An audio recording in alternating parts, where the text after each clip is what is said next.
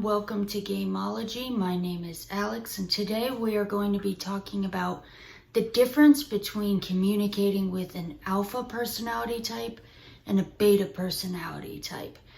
Why is there a reason to know the difference? Well, neither are good or bad. They're just different personality types, and anytime you can identify something within a personality type, it's a good thing because you'll be better able to speak to that person's individuality, and that can be crucial when it comes down to if someone wants to cooperate with you or not, if you are able to tune into what this person is really like at their core. Now, before we do that, it is also important at some point to determine if you yourself are more of an alpha personality type or a beta personality type.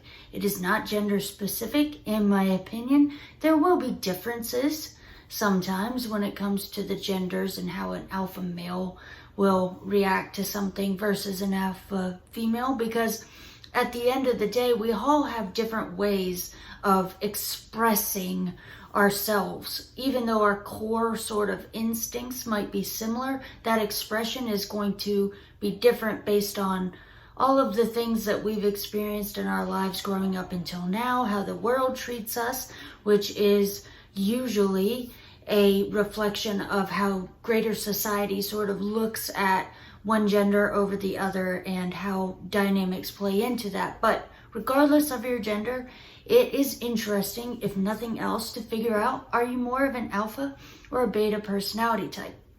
And you can look at the way you act and sort of begin to determine that. If you are someone that just has to have the last word, or someone who just wants to take control and organize things and have other people do specific roles, but you're the one that really organizes things, you may be more of an alpha personality type. If you enjoy pure structure and having things lined up and then executing on those things individually, you might be more of a beta personality type. Of course, so many things go into this, but when you're in a conversation with an alpha versus a beta, the main thing here is when you know who you're speaking to, you know how to speak to them. Alphas like to be in control.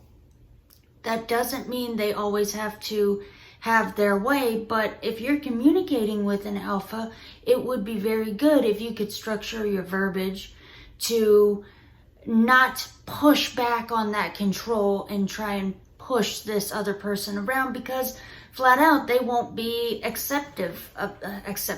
they won't be receptive to that near as much as if you let them maintain that semblance of control while leading them through a conversation that lets them answer yes and no, but feel very much so like their feelings on the matter are a priority. When you're speaking to a beta, they tend not to be as sensitive, in my opinion, because there's no drive deep down that is forcing them to act as if they lose control, it's the end of the world. Betas tend to be very secure people. Also to mention, specifically when we're talking about males, because in no way do I want this to sound like we're emasculating beta males. Absolutely not. Some of the most secure, strong men are betas. They typically just don't show or display a ton of ego. I think there is aggression that goes along with being an alpha, whereas being a beta, not so much. And in the end, if we looked at who ends up higher up in life or controlling more things, I think you're probably pretty even split between alphas and betas, because betas are typically able to get things done without having to push too hard, because they don't feel the need to push too hard. And what that does is it results in a lot of cooperation. So if you are having a conversation with someone about a fairly important topic, it is good to think before you have that conversation. How does this person typically receive information? Forget about the fact that it's your information now that you want them to receive. Think about how they receive information in general. The last few times they did something big, how did that go? How did they accomplish that? And how did they talk about that situation?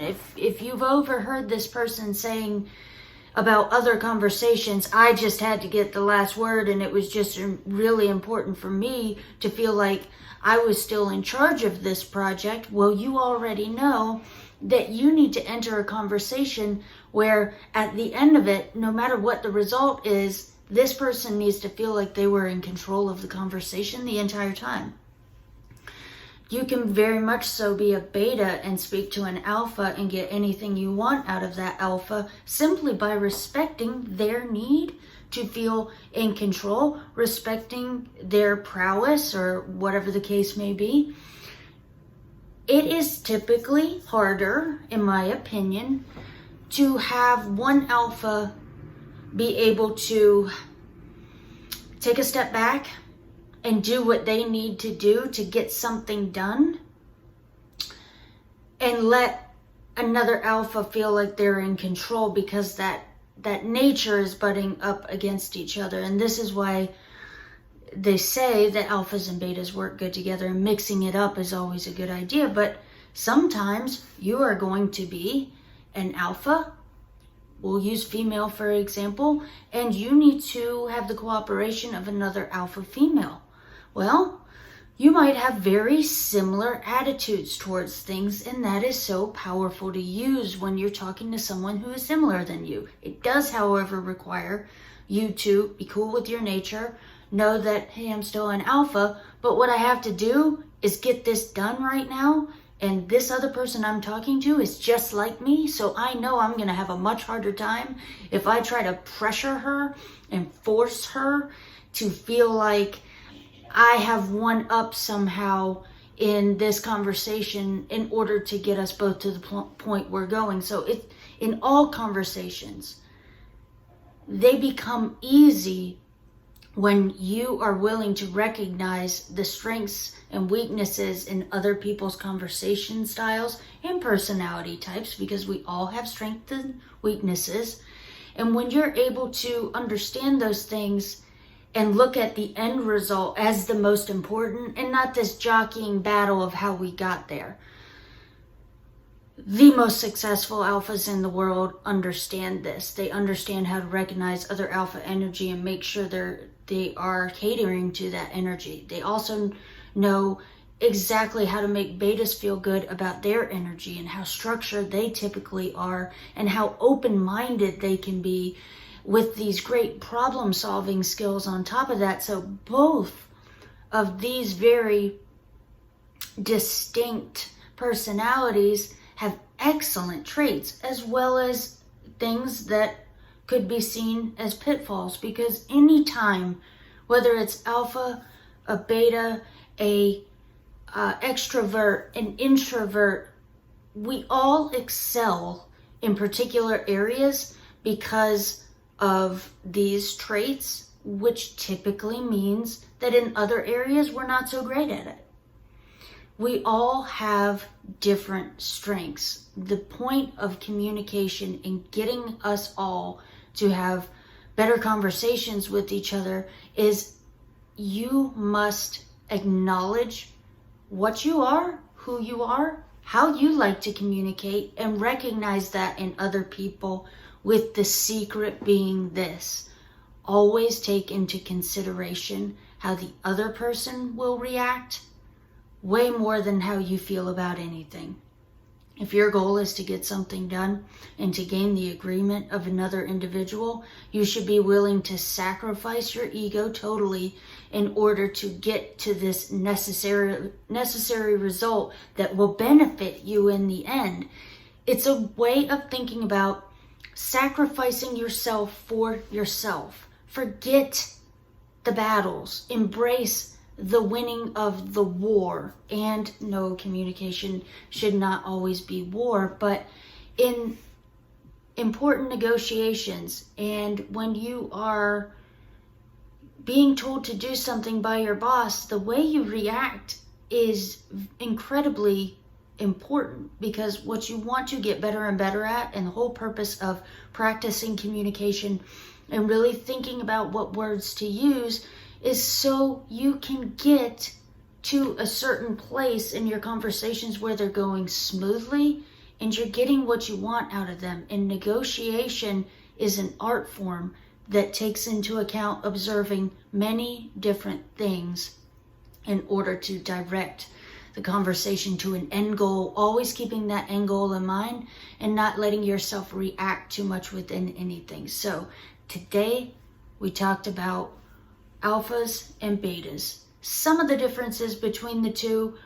The main thing to take away from this is keep and stay mindful of the people you speak to and how they generally respond to things, and feed into that already there machine that they have in their thought process, and just put the information that you need in there in order to continue to guide your conversations to an amicable end, to more agreements, more sales, just happier and healthier conversations. Go check it out. Go research alphas and betas and think about yourself openly and honestly, remembering neither is better than the other. They're just different. Have a good day, guys. Thanks so much.